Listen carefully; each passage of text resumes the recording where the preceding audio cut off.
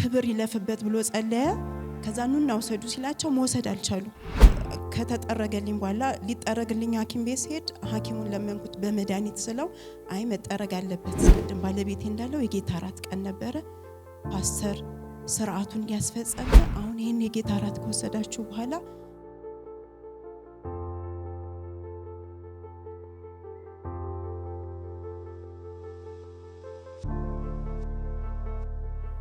ስሜ ደገፋ ዮሐንስ እባላለሁ። የመጣነው ከአየር ጤና ነው።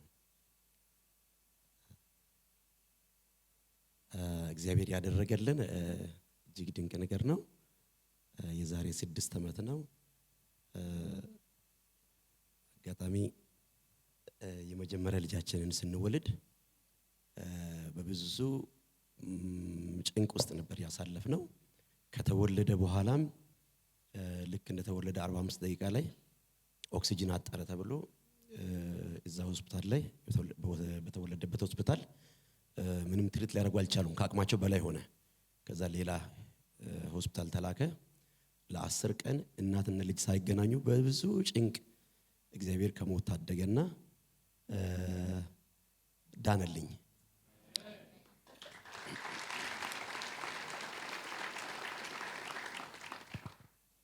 በዛ መካከል ያሳለፍነው እንዲሁ በቀል ወይስ በትንሽ ጊዜ የሚነገር አይደለም። በጣም ብዙ ጭንቅ ነበር።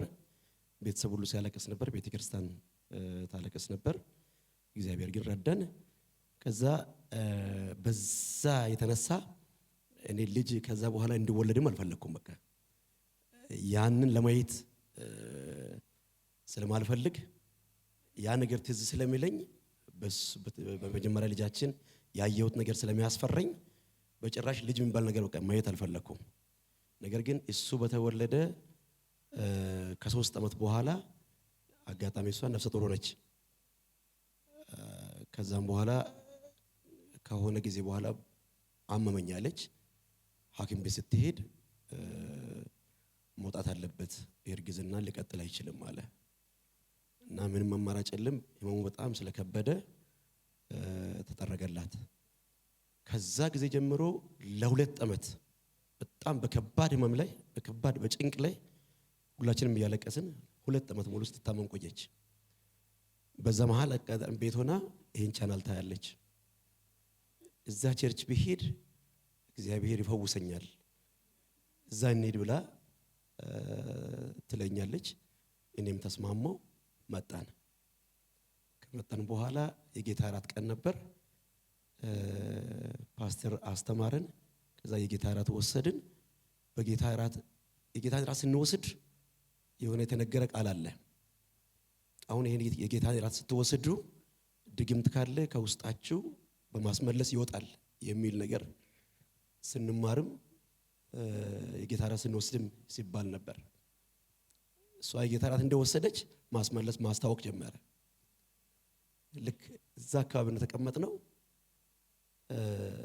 በቃ ተፈውሻለሁ አለች።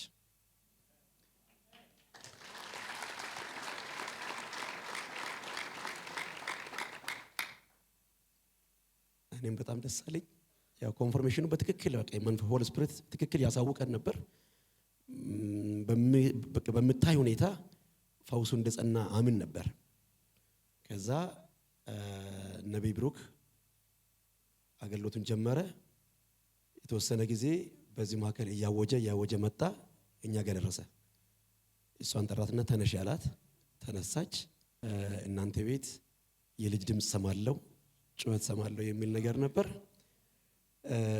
እግዚአብሔር ወንድና ሴት ልጅ ይሰጣቸዋል የሚል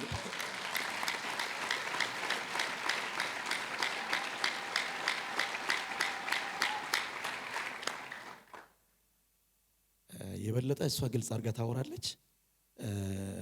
እውነትም እግዚአብሔር ይኸው ወንድ ልጅም ሴት ልጅም ሰጥቶን በስተን መተናል።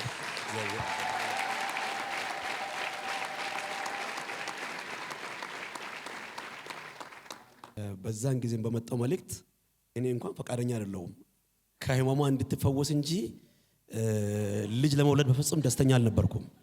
ያየሁት ነገር ስላስጨነቀኝ ያ ድጋሚ የሚያይ መስሎኝ ነበር። በእውነት ነው የምላችሁ እግዚአብሔር የካሳ ልጅ ሰጥቶኝ በትንቢቱ ጌታ ልጅን ሰጠን። ይኸው ሁለተኛ ልጅም ሶስተኛ ልጅም እግዚአብሔር ይመስገን ታሞ አቁም።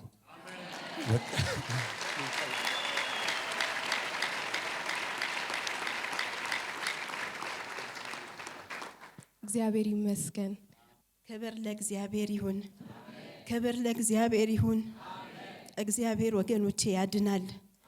አድኖኝ አይቻለሁ። አስደንቆኝ አይቻለሁ። ክብር ለእርሱ ይሁን።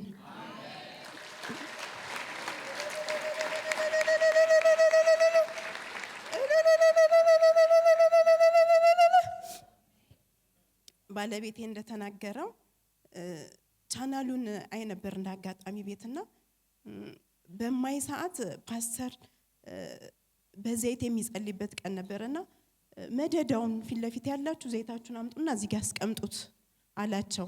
ከዛን ሁሉም ዘይታቸውን የፊት ለፊት መደዳ ያሉ ዘይታቸውን አምጥተው አስቀመጡ። ክብር ይለፍበት ብሎ ጸለየ። ከዛኑና ወሰዱ ሲላቸው መውሰድ አልቻሉ። በጣም የእግዚአብሔር ክብር ነበርና ተነካው። በዛን ሰዓት ውስጤ በጣም አሴት አደረገ። ከዛ በኋላ ይህን ቻናል መከታተል ጀመርኩኝ። ትምህርቶች ሲያስተምር እማራለሁ። የጌታ እራት ፕሮግራምም ሲኖር እከታተላለሁ በቻናል። በዛ መሃል ባለቤቴ እንዳለው አሞኝ ነበር። ከተጠረገልኝ በኋላ ሊጠረግልኝ ሐኪም ቤት ሲሄድ ሐኪሙን ለመንኩት በመድኃኒት ስለው አይ መጠረግ አለበት ሲለኝ ጊዜ ተስማማን። ተጠረገልኝ። ከተጠረገልኝ ቀን ጀምሮ በጣም ያመኛል። በቃ የሆነ ነገር የሚወድቅ ነው የሚመስለኝ። ሲሄድ ተጠንቅቄ እንደዚህ ይዤ ነው፣ ስቀመጥም በጣም በጥንቃቄ ነው ያመኛል። እንደገና ደግሞ ትራንስፖርት ላይ ከኋላ ከተቀመጥኩኝ በጣም ነው የሚሰማኝ። ኮንስትራክሽን ላይ ነው የምሰራው እና ሳይት ወጥቼ ምናምን መቆጣጠር አልቻልኩም። እየባሰብኝ እያመመኝ ወደ 2 ዓመት አካባቢ ሆነኝና ባለቤቴ ቅድም እንደተናገረው እዛ ቸርች እንሂድ ቅዳሜ ቀን ያልኩትና እዛ ቸርች እንሂድ እና ይጸለይልኝ ካልተሻለኝ ሐኪም ቤት እንሄዳለን አልኩት። እሺ አለኝ። ተስማማን። መጣን። ያኔ 6 ዓመት አካባቢ ሆነዋልና እሁድ ማለዳ ከ2 ሰዓት በፊት ለመጡ ታማሚዎች ስም ይጻፍና እዛ አካባቢ ይቀመጣሉ።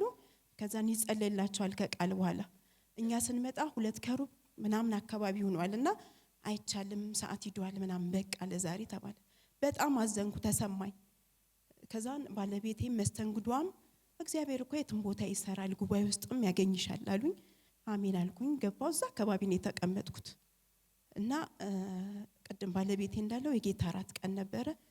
ፓስተር ስርዓቱን ያስፈጸመ አሁን ይሄን የጌታ እራት ከወሰዳችሁ በኋላ ድግምት የገባ ካለ ያስመልሳችኋል። አስመለሰኝ። ወዲያው የጌታ እራት እንትን እንደሰጠሁት አላቅም በቃ አስመለሰኝ። ተፈወስኩኝ። እዛው መፎሴን አረጋገጥኩ።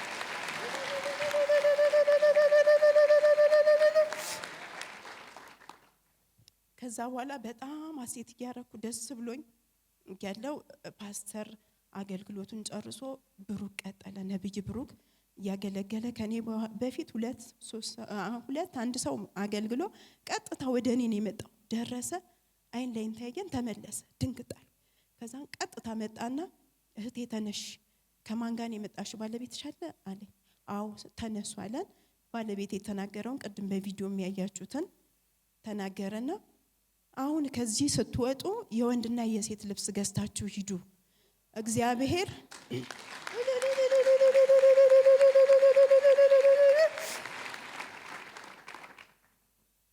እግዚአብሔር ሙሴና ሮቦትን ሰጥቷቸዋል አለን። አሜን ብዬ ተቀበልኩኝ። 2011 ሐምሌ አካባቢ ነው የመጣሁት። ነሐሴ ላይ እኔ በቃ ነብሰ ጡር ነኝ።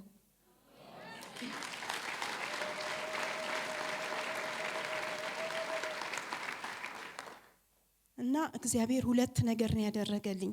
በፓስተር ተስፋውን በኩል አልፎ ፈወሰኝ።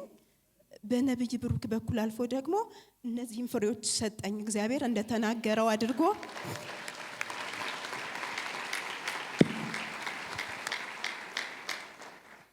ያው ፍሬዎቻችንን ይዘን በፊታችሁ ቆመናል። እግዚአብሔርን እናመሰግን። አመስግኑልን። እግዚአብሔርን አመስግኑልን። ቆመን እናመሰግናለን።